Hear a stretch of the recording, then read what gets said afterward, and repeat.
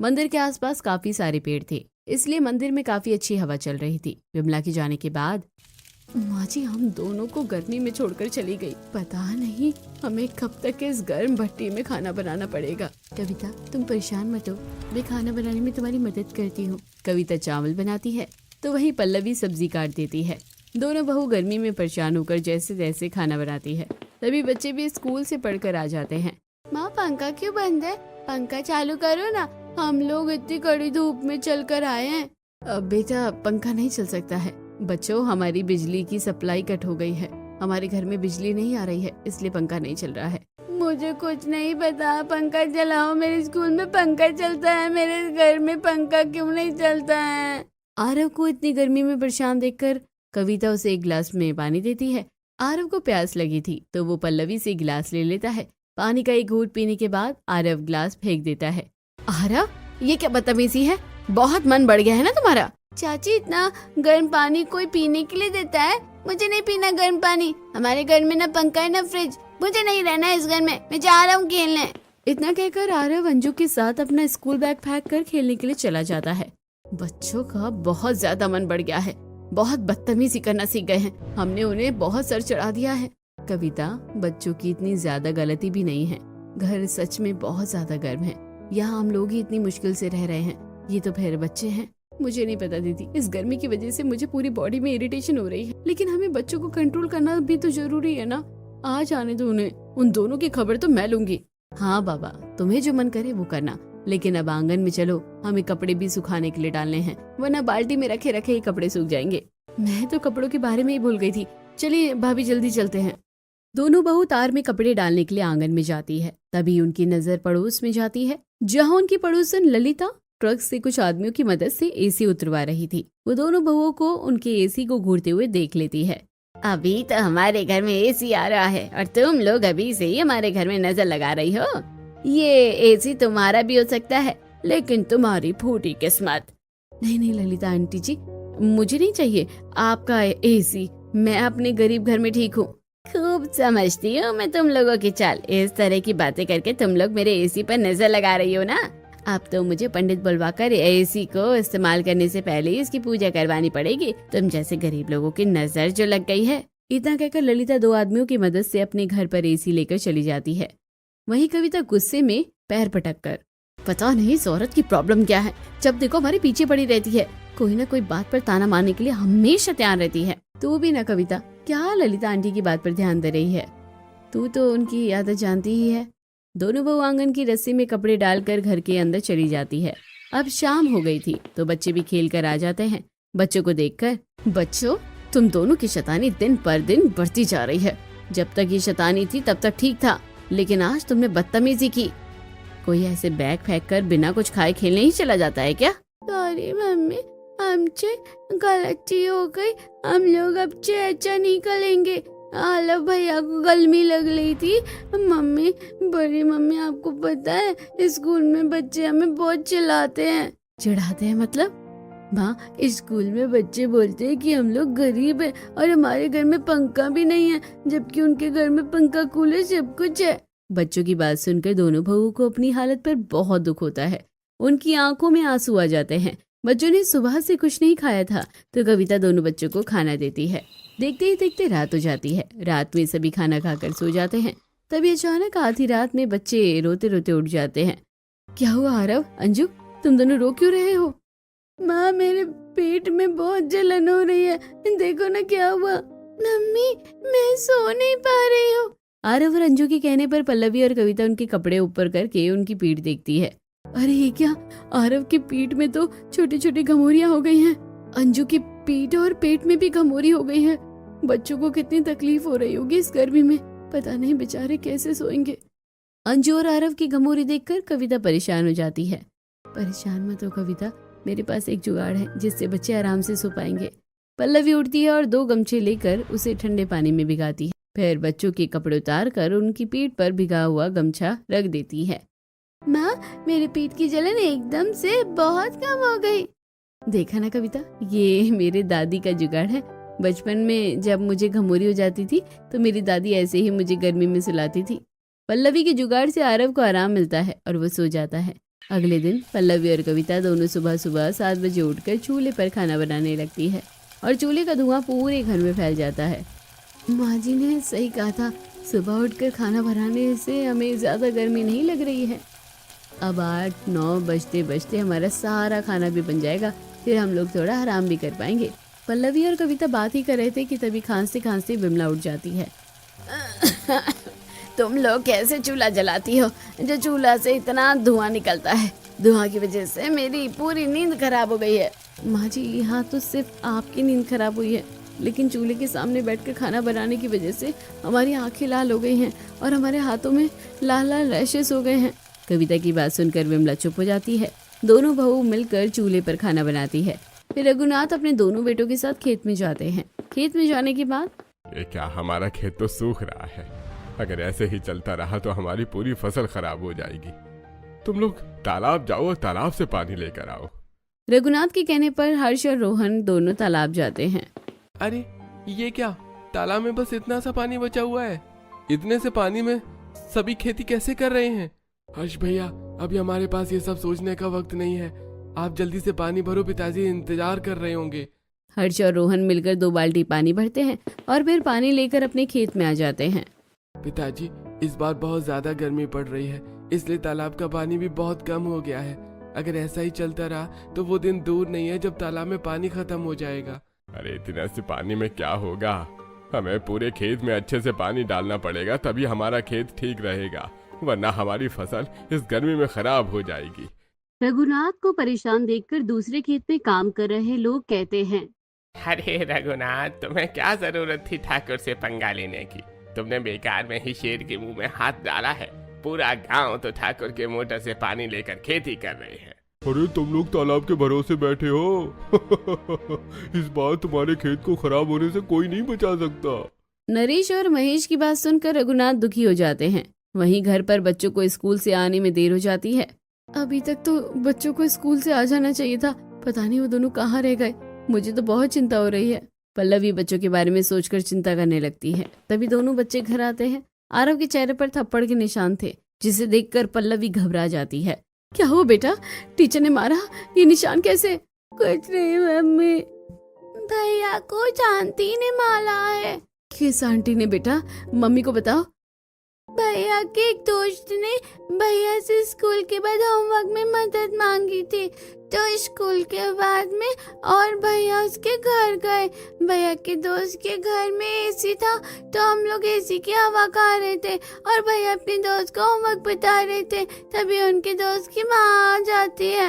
फिर क्या हुआ? फिर भैया के दोस्त की मम्मी आई और उन्होंने हमें डांटना शुरू कर दिया कि हम लोग एसी की हवा खाने के लिए उनके घर जाते हैं, और उन्होंने हमसे घर जाने को कहा। लेकिन जब भैया ने उन्हें कहा हमें कुछ देर और एसी में रहने दीजिए ना आंटी, तो उन्होंने भैया को थप्पड़ मारा।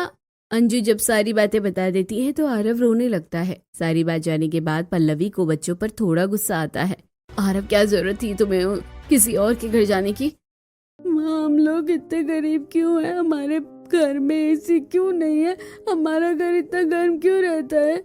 आरव रोते हुए अपनी माँ से बहुत शिकायत करता है। पल्लवी बच्चों को जैसे तैसे समझाकर चुप करवाती है और उन्हें खाना खाने के लिए देती है। खाना खाने के बाद बच्चे खेलने के लिए चले जाते हैं। अब बस बहुत हो गया, मैं इस तरह गर्मी में अपने बच्चों को रोते बिलखते हुए नहीं देख सकती। मुझे कुछ ना कुछ तो करना होगा। लेकिन दीदी, आप क्या करोगी? मेरे पास एक आइडिया है, लेकिन तुम्हें मेरी मदद करनी होगी। पर आप करने क्या वाली हैं? वो तो तुम्हें कल पता चल जाएगा। अगले दिन पल्लवी कविता के साथ नदी किनारे जाती है, जहाँ काफी अच्छी हवा चल रही थी। दीदी, हम लोग यहाँ क्यों आए हैं? कविता, हमारा घर मिट्टी का है, तो अगर हम अपने घर में मिट्टी और गोबर को मिलाकर उसका लेप दीवार पर लगाएं तो हमारा घर ठंडा हो सकता है। दीदी, क्या दिमाग लगाया आपने, ये जुगाड़ तो सच में बहुत काम का है। कविता और पल्लवी मिलकर नदी के किनारे मिट्टी खोदने लगती हैं। फिर दोनों मिट्टी को लेकर घर आती है। पल्लवी मिट्टी के बड़े बड़े टुकड़ों को तोड़कर पाउडर बनाती है, तो वही कविता पास के तबेले से जाकर गोबर लेकर आती है। पल्लवी मिट्टी और गोबर को अच्छे से मिलाती है। फिर पल्लवी और कविता मिलकर पूरे घर को मिट्टी और गोबर से लेप देती है। घर तो पहले से काफी ठंडा लग रहा है। आज जब बच्चे धूप में चलकर परेशान होकर घर पहुंचते हैं तो उनके पसीने से भरे चेहरे पे घर में घुसते ही खुशी की लहर दौड़ जाती है। अरे वाह, आज घर में ज्यादा गर्मी नहीं लग रही। आज बच्चे घर में गर्मी से परेशान होकर खेलने जाने की बजाय घर पर बैठकर अपना होमवर्क करते हैं। दीदी, आपका जुगाड़ तो काम कर गया। ऐसे ही दिन गुजरते हैं। एक दिन कविता और पल्लवी दोनों बाजार जा रही थी। ठकुराइन, जो अपने घर के बाहर चेयर लगाकर अपनी सहेलियों से बातें कर रही थी, वो दोनों बहुओं को देखकर उनका मजाक उड़ाने लगती है। देखो इन दोनों को, इतनी गर्मी में ये लोग रोज सब्जी लेने के लिए बाजार जाती है। गरीब है ना बेचारी। हमारा तो सही है, हम लोग तो एक हफ्ते की सब्जी पहले ही ले आते हैं। हमारे पास फ्रिज जो है। ललिता की बातें सुनकर कविता को गुस्सा आता है, लेकिन वो ललिता को कुछ नहीं कहती है, बल्कि पल्लवी के साथ बाजार चली जाती है। गर्मी में सब्जियों के दाम आसमान छू रहे थे, तो पल्लवी और कविता थोड़ा सा सहजन, टमाटर, धनिया पत्ता, मिर्च खरीद कर वापस आने लगती है। इतनी गर्मी में बाजार आने का बिल्कुल मन नहीं करता। कविता और पल्लवी बाजार से घर जा रही थी, तभी रास्ते में उन्हें एक कबाड़ी की दुकान पर टेबल फैन दिखता है। भैया, आप ये टेबल फैन कितने में बेच रहे हो? बहन जी, ये टेबल फैन मेरी किसी काम का नहीं है, आप चाहें तो इसे फ्री में ले जा सकती हैं। जी थैंक यू भैया, तब मैं ये पंखा ले रही हूँ। कविता, तुम इस पंखे का क्या करोगी? तुम्हें पता नहीं है कि हमारे घर में बिजली की सप्लाई बंद है और ये पंखा तो पूरी तरह से खराब है, ये थोड़ी चलेगा। आप बस देखते जाइए दीदी, मैं क्या करती हूँ। कविता अपने घर जाती है और फिर घर में रखे स्क्रू ड्राइवर, प्लास वगैरह से पंखे को खोलकर उसे ठीक करने लगती है। क्या तुम्हें पंखा ठीक करना आता है? हाँ दीदी, मेरे पिताजी इलेक्ट्रॉनिक मैकेनिक थे। वो पंखा, फ्रिज, टीवी सब कुछ ठीक करते थे। मैं भी उन्हें देख देख कर काफी कुछ सीख गई। लो, ये पंखा ठीक हो गया। लेकिन क्या फायदा, ये तो चल ही नहीं सकता। हमारे घर में तो बिजली ही नहीं है। दीदी, आप परेशान मत होइए, कुछ दिनों में बिजली भी आ जाएगी। ये क्या कह रही हो तुम? हमारे घर में बिजली कैसे आएगी? मेरे पास एक जुगाड़ है, लेकिन उसके लिए आपको थोड़ा इंतजार करना पड़ेगा। अगर घर में बिजली आ सकती है तो मैं इंतजार करने के लिए तैयार हूँ। पंखा ठीक करने के बाद पल्लवी और कविता दोनों खाना बनाने की तैयारी करने लगती हैं। कविता जैसे ही चूल्हा जलाती है, उसके धुएं से पूरा घर धुआं धुआं हो जाता है। कविता की आंखें लाल हो गई थी, जबकि पल्लवी जोर जोर से खांसने लगती है। मुझे बिल्कुल भी सांस नहीं आ रही है। पल्लवी बहुत ज्यादा खांसती है और खांसते खांसते बेहोश हो जाती है। पल्लवी को बेहोश देखकर कविता घबरा जाती है। माँ जी, जल्दी आइए, पल्लवी दीदी बेहोश हो गई है। विमला जल्दी से पल्लवी के पास जाती है और उसे गोद में लिटाकर उसके चेहरे पर पानी छिड़कने लगती है। हे भगवान, इतनी गर्मी में इस चूल्हे पर खाना बनाने की वजह से तुम्हारी ये हालत हुई है। पल्लवी के चेहरे पर पानी छिड़कने की वजह से पल्लवी को होश आ जाता है। आज एक बहू की तबीयत खराब हुई है, कल दूसरी की भी हो सकती है। ये सब सोचकर विमला को बहुत चिंता होती है। ऐसे ही दिन गुजरते हैं। एक दिन खेत में काम करते हुए रघुनाथ देखता है कि उसके खेत की मिट्टी सख्त हो रही है। तुम दोनों तालाब से जल्दी पानी लेकर आओ। रघुनाथ के कहने पर हर्ष और रोहन दोनों तालाब से पानी भरने के लिए जाते हैं, लेकिन वो खाली हाथ आ जाते हैं। अरे, मैंने तुम्हें पानी लाने के लिए भेजा था ना, पानी कहाँ है? पिताजी, तालाब में पानी नहीं है। जितना गड्ढा में पानी भरा होता है, तालाब में बस उतना ही पानी बचा है। हर्ष की बात सुनकर रघुनाथ परेशान हो जाता है। रघुनाथ अपने दोनों बेटों को लेकर 3 किलोमीटर दूर जाकर पानी लेकर आता है और अपने खेत में डालते हैं। शाम को जब वो घर लौटते हैं तब, अरे भगवान, कहाँ हो? पानी लाकर दो, बहुत प्यास लगी है, गला सूख रहा है। रघुनाथ की आवाज सुनते ही ललिता जल्दी से उन्हें पानी पीने के लिए दे देती है, लेकिन पानी बहुत गर्म होता है, जिसे पीकर रघुनाथ का मुंह बन जाता है। घर में ठंडा पानी नहीं है क्या? नहीं ससुर जी, घर में पानी रखे रखे गर्म हो जा रहा है। रघुनाथ जैसे जैसे करके गर्म पानी पीते हैं। देखते ही देखते जल्दी रात हो जाती है और पूरा परिवार खाना खाकर सो जाता है, लेकिन किसी को भी नींद नहीं आती है। सभी करवटें बदलते हैं। इतनी गर्मी में मैं सो नहीं पा रहा हूँ। ऐसा लग रहा है जैसे बिस्तर आग फेंक रहा हो। इतनी गर्मी में तो मुझे घुटन हो रही है। सबको गर्मी में परेशान होता हुआ देखकर पल्लवी खिड़की का दरवाजा खोल देती है, जिससे ठंडी ठंडी हवा अंदर आने लगती है और कुछ ही देर में परिवार वाले सो जाते हैं, लेकिन फिर उन्हें मच्छर काटने लगते हैं। इन मच्छरों से तो अच्छी गर्मी थी, ये मच्छर तो हमारा मुफ्त में खून पी रहे हैं। भाभी, आप दरवाजा खिड़की फिर से बंद कर दीजिए, हम लोग गर्मी में ही ठीक है। रोहन की बात सुनकर पल्लवी परेशान हो जाती है और वो खसखस को बांधकर उसे खिड़की और दरवाजे के लिए पर्दा बनाती है। फिर उसमें पानी छिड़क देती है, जिससे घर में ज्यादा मच्छर नहीं आते हैं और खसखस के पर्दे की वजह से गर्म हवा भी ठंडी होकर घर के अंदर आती है। भाभी, क्या दिमाग लगाया है आपने? इससे तो मच्छर भी भाग गए और अब हम आराम से भी सो पाएंगे। इस तरह दिन गुजरते हैं। पल्लवी और कविता अपने घर को ठंडा रखने के लिए थोड़ा बहुत जुगाड़ करती रहती है। एक दिन रघुनाथ जी अपने दोनों बेटों के साथ खेत में काम कर रहे थे, तभी उनकी नजर गोभी के पत्तों पर जाती है। अरे, ये क्या, सब्जियां तो मुरझा रही हैं। हाँ पिताजी, हमारा खेत भी सूखने लगा है। पिताजी, खेत को जितना पानी चाहिए उतना पानी नहीं मिल रहा है। अगर हमने जल्दी कुछ नहीं किया तो हमारा खेत बंजर हो जाएगा और सारी सब्जियां बेकार हो जाएंगी। बेटा, इसी खेत से तो हमारी जीविका चलती है। हम लोग अपने खेत को ऐसे बर्बाद होते नहीं देख सकते। हमें कुछ तो करना पड़ेगा। लेकिन पिताजी, हम लोग क्या करें? रघुनाथ, हर्ष और रोहन तीनों यही सोच रहे थे। खेत में काम करने के बाद वो अपने घर आ जाते हैं। तीनों का चेहरा लटका हुआ था, जिसे देखकर कविता पूछती है, क्या बात है, आप लोग बहुत परेशान लग रहे हैं, आपका मुंह क्यों उतरा हुआ है? कविता, तालाब में पानी बहुत कम हो गया है, जिस वजह से हम लोग खेत में ठीक से पानी नहीं डाल पा रहे हैं। अगर ऐसा ही चलता रहा तो जल्दी हमारा खेत सूख जाएगा। इसका मतलब इस बार गांव के सभी लोगों की फसल खराब होगी? नहीं पल्लवी, उनके खेत को कुछ नहीं होगा, क्योंकि उन्होंने अपने खेत में पानी डलवाया है। सभी ने अपने खेत में ठाकुर के मोटर से पानी डलवाया है। गांव वाले तो कुछ दिन पहले हमें कह रहे थे कि हमें ठाकुर से पंगा नहीं लेना चाहिए था। पिताजी, रोहन जी, जब आप गांव के सभी लोग ठाकुर के पास से पानी ले रहे हैं तो मुझे लगता है कि आप लोगों को भी एक बार ठाकुर के पास जाकर उनसे पानी के लिए पूछना चाहिए। क्या पता वो पानी देते। मैं ऐसे अपने खेत को खराब होते नहीं देख सकता। शायद कविता बहु सही कह रही है। हमें ठाकुर के पास जाकर बात करनी चाहिए। वैसे भी वो मेरे बचपन का दोस्त है, शायद मेरी मदद कर दे। हर्ष और रोहन, तुम दोनों मेरे साथ चलो।